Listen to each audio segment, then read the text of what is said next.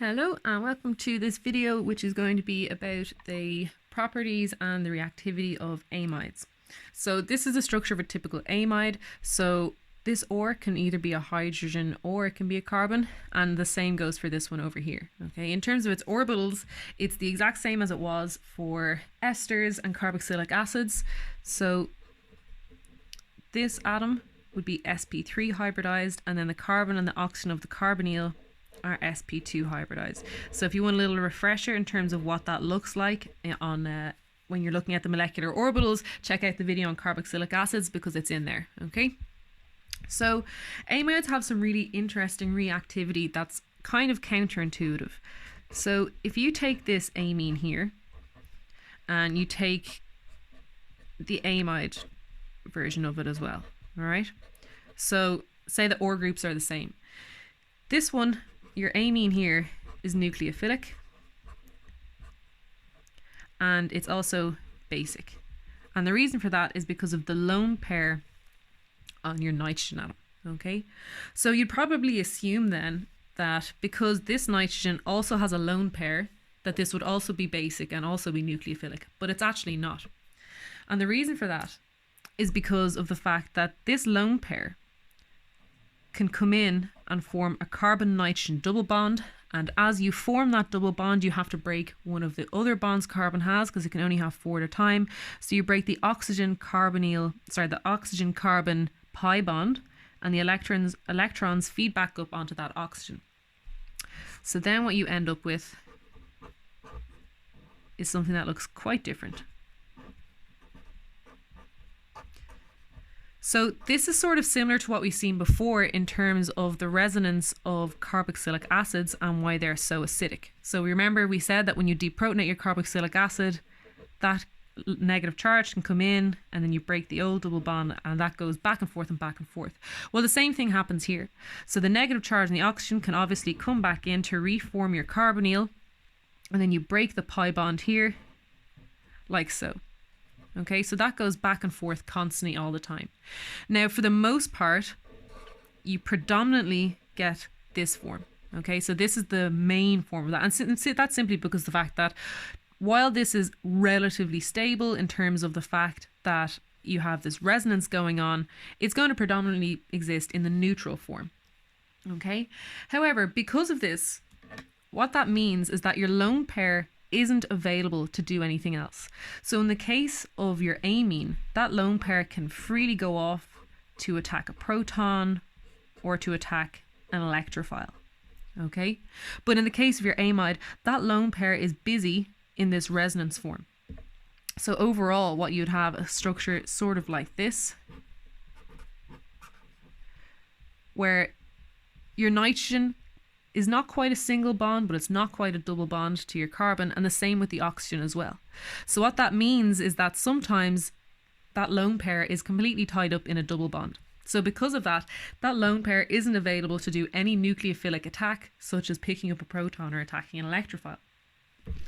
So that's a really important feature of amides, and it's very important to know that in terms of the fact that if you're given a molecule with multiple functional groups and the question asks you, this molecule has been treated with one equivalent of acid, which atom will be the basic heteroatom? So if you have an alcohol, an amine and an amide, you should know that your amine is going to pick that up, and we'll do a couple of examples like that when we move on to doing example questions. Okay, so important things to know about amides is how you make them. Okay, so in the last video on esters, I showed you the fact that if you have a carboxylic acid and you react it with an alcohol, you will form your ester. Okay, and water as a byproduct. However, with amides, it's slightly different. So while you might think you simply take a carboxylic acid and an amine, the difficulty here is that, as we've already spoken now, amines are basic, and then you have an acid that's present as well. So when you react these two together, you don't actually get nucleophilic addition, you don't get your amide formation, you get deprotonation. So what that means now is that your amine that you wanted to be nucleophilic to attack your carbonyl is actually protonated. So it doesn't have a lone pair anymore that's available for doing nucleophilic attack. So there's a few ways around that, and you can use special reagents called coupling reagents, which I don't think is on your course, but just to be aware of them. You can add other reagents into this reaction mixture and it stops this from occurring. Alternatively, what you can do is you can use a reagent called an acid chloride. So if you take a carboxylic acid and you treat it with thionyl chloride, SOCl2. Okay, so we've seen this reagent before because you can use that to convert an alcohol into an alkyl chloride. But if you use it to treat a carboxylic acid, you get an acid chloride. Okay, so it's called an acid chloride because it's derived from a carboxylic acid, but it should hopefully be quite clear that it's not an acid at all because it doesn't have a hydrogen atom. Okay, it doesn't have a proton. So now if you were to treat this with your amine, the nitrogen has a lone pair. There's no acidic proton to protonate it like you see over here. So the lone pair can come in and it will attack the carbonyl. So then the oxygen will gain its electrons back from this pi bond. And you'll end up with the tetrahedral intermediate that we've seen in a few other reactions. Okay.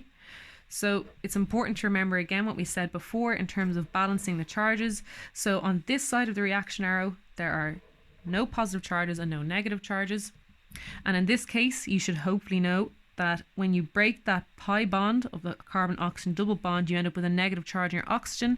So your nitrogen then has a positive charge because you need it overall to be a charge of 0. So what will happen is your nitrogen, so if I just draw this out a little differently, your nitrogen will lose one of these protons. So a base will come along to remove one of those protons. Okay. And at the same time, what will happen is that the negative charge in the oxygen will come down to reform your carbonyl. And as we've said in previous videos, chlorides are very good leaving groups. So as you form the a new bond to your carbon, you have to break an old bond. And the easiest bond to break in this case is your carbon-chlorine bond because chlorine is such a good leaving group. So now what you have is your amide and your byproduct is HCl.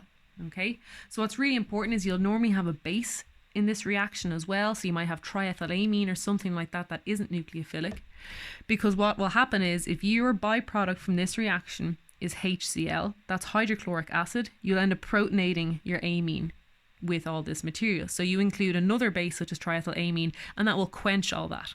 Okay. So that's very important, being able to know that you can't simply just mix a carboxylic acid and an amine. You need something else in there to either help the coupling directly, or you convert the carboxylic acid to an acid chloride and then you treat that with your amine. Okay. So in terms of hydrolysis, it's much the same as as you've seen for esters. So if you take this amide here, you can use acidic conditions. So you can use H3O plus or H plus. So you'd use a strong acid. And then what you'll end up with is your carboxylic acid and your amine. Okay, but what's really important is that you have to remember your product is an amine and your amine is basic. So because the fact that you're doing this under acidic conditions, your product is a carboxylic acid and an ammonium ion. Okay, so it's really important that you remember if it's under acidic conditions, you're going to end up with NH3 plus. Okay, so this is quite similar to what we've seen before in the basic hydrolysis of an ester, because if you treat this amide with a base, so say sodium hydroxide, and you'd do this at quite high temperatures, you'll end up with your carboxylate, which is going to be negatively charged, and your amine.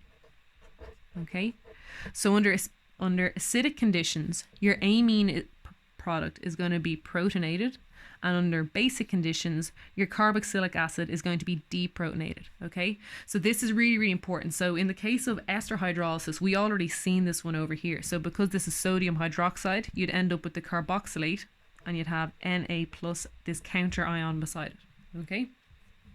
So that's really important because very often you'll be asked a question that will say, this amide here is treated with strong acid to cause hydrolysis of the amide, write the products of hydrolysis. And it's very important that you remember it's NH3 plus, because you won't get full marks unless you remember the fact that you end up making the ammonium salt, okay? So if, for example, you use HCl as your acid, you'd end up with NH3 plus and you'd have a Cl minus counter ion. Okay, so that's really, really important. So the key learning objectives, I suppose, of this video is being able to understand and explain why amides are not nucleophilic and why they're not basic. So that's because of this resonance form here. The other thing to know is why you cannot just simply mix an acid, a carboxylic acid and an amine, the same way you mix a carboxylic acid and an alcohol.